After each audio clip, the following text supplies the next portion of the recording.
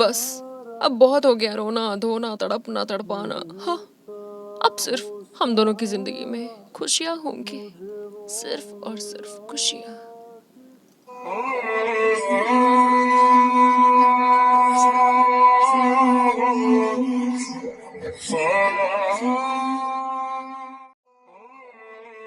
वायन, ये इतनी चुप क्यों हो? अच्छा, समझ गया। तुम्हें बुरा लग रहा होगा ना? कोई बात नहीं, थोड़ी देर में ना सब अच्छा कर दूंगा मैं। मुझ पे विश्वास रखो, सब सही कर दूंगा। शुगा वाहन के शांत चेहरे की तरफ देखता रहा और देखते हुए वहां से चल निकला। अगली सुबह वायन के मम्मी पापा पाक्सन और सोमी घर पर बैठे हुए थे। सारी रात वो बस जागते रहे वायन की चिंता में। अचानक पाक्सन के फोन में कॉल आने लगता है। हेलो, मैं इंस्पेक्टर जोंगशी। डॉक्टर पाक्सन, आप सोमांग ब्रिज के पास तुरंत आ जाइए। लेकिन क्यों? ऐसी क्या बात हो गई? मेरी बेटी का कुछ पता चला क्या? देखिए पाक्सन, आपने इमीडिएटली सुबह जो मिसिंग रिपोर्ट लिखाई थी उससे मिलती जुलती एक लाश मिली है। पाक्सन के हाथ से फोन गिर जाता है। अरे पाक्सन, आपको क्या हो गया? ऐसे क्यों रिएक्ट कर रहे हो? क्या क्या मेरी बहन का कुछ पता चला? बोलिए ना। सोमी। सोमी पाक्सन के गले लग जाती है। पाक्सन, शांत हो जाइए, काम डाउन काम डाउन। क्या हुआ बताइए तो। देखिए मेरा दिल बैठा जा रहा है, प्लीज बताइए ना क्या हुआ।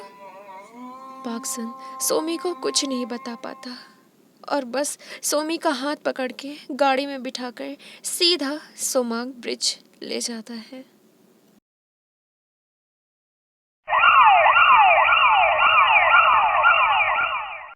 पाक्सन, यहाँ इतनी भीड़ क्यों है और पुलिस भी है, तो मुझे यहाँ क्यों लेकर आए? दोनों गाड़ी से बाहर निकलकर जब भीड़ को किनारे करते हुए देखते हैं,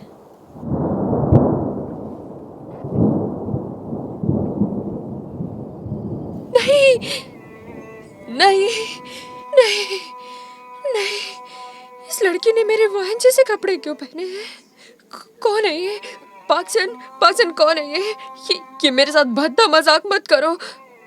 पाक्सन, पाक्सन ये कौन है? कौन है ये? पाक्सन सदमे में था, वो बस पत्थर की तरह खड़ा ही रह गया। पुलिस पाक्सन के पास आकर कहती है, डॉक्टर पाक्सन, शायद यही आपकी बेटी है। चेहरा खराब हो चुका है जिसे पहचानना मुश्किल है, पर एक बार देख लीजिए कि आपकी बेटी ही है। उस लाश का पूरा चेहरा खराब था जिससे पहचान पाना मुश्किल था कि वो लाश किसकी है, पर लाश का पूरा शरीर और कपड़े वायन से मिलते जुलते थे। पाक्सन घुटनों के बल बैठ रोने लगता है। तभी पीछे से शुगा उसके कंधे पर हाथ रखकर कहता है, पाक्सन, संभाल अपने आप को।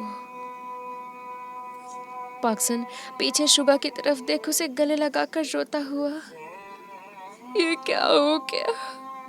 ये सब क्या हो गया शुगा? मेरी बेटी चली गई, उसने हमारी भी चिंता नहीं की कि उसके बिना हमारा क्या होगा।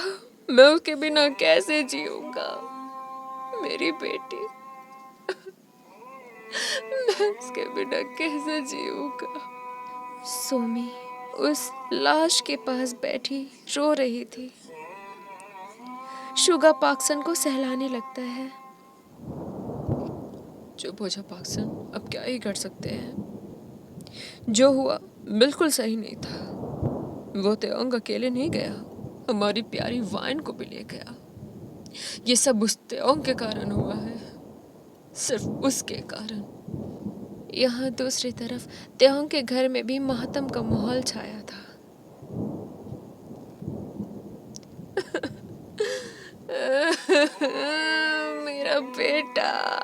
मेरा बेटा, अभी उम्र ही क्या थी मेरे बच्चे जो अपनी माँ को ऐसे छोड़ गया। मेरा बेटा। मुझे तो ये समझ नहीं आ रहा, आखिर मेरे बेटे ने ऐसा कुछ किया ही क्यों? आखिर वो सुसाइड करने वालों में से नहीं था? वही तो कह रही हूँ तय के पापा, मेरा बेटा ऐसा कुछ नहीं कर सकता। वो अपनी माँ को ऐसे छोड़ के नहीं जा सकता। ये जरूर किसी की साजिश है। कोई तो बात है जो हमें नहीं पता, न किसी और को। लेकिन जिसने भी मेरे बच्चे की जान ली है ना, वो तिल तिल करके मरेगा, जिंदा रहेगा पर सुकून नहीं मिलेगा उसे। अपना सब कुछ खो देगा। एक माँ की बद्दुआ है। मैंने अपने बेटे को खोया है। वो इंसान तड़पता रह जाएगा सारी उम्र, मौत भी नहीं मिलेगी उसे।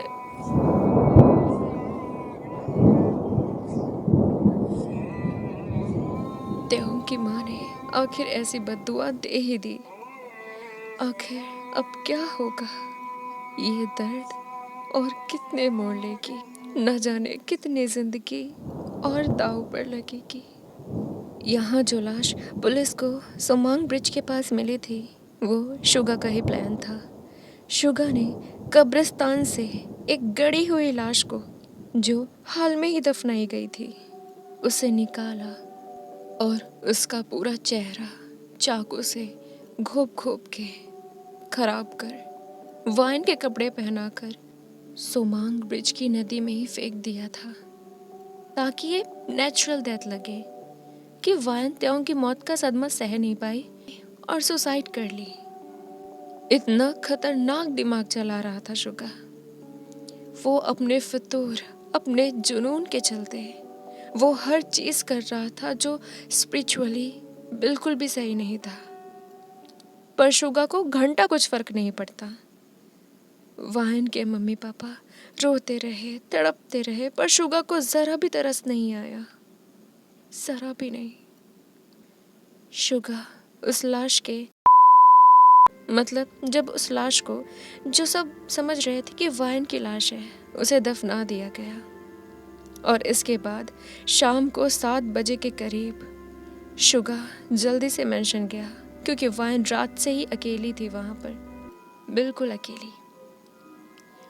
और जैसे ही शुगा मेंशन पहुंचा, वो देखता है कि वाइन। और मैं ये पार्ट यहीं तक था। आई विश कि तुम्हें पसंद आई होगी। कमेंट में बताना कैसी लगी। एंड यार like this video, subscribe my channel for the next part. And मैं जानती हूँ आजकल वीडियो बहुत छोटी बन रही है, मुझे माफ़ कर देना, बट यार आजकल ना फेस्टिवल्स का सीन चल रहा है, तो क्या करूँ यार, मैं थोड़ा फेस्टिवल में थोड़ी सी बिजी हो जाती हूँ, बट सॉरी फॉर दैट।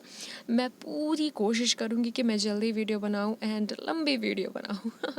या नेक्स्ट होने वाला है द आइडल, तो उसके लिए तैयार रहना। Thank you so much. मैं भी चलती हूँ। Bye bye, love you.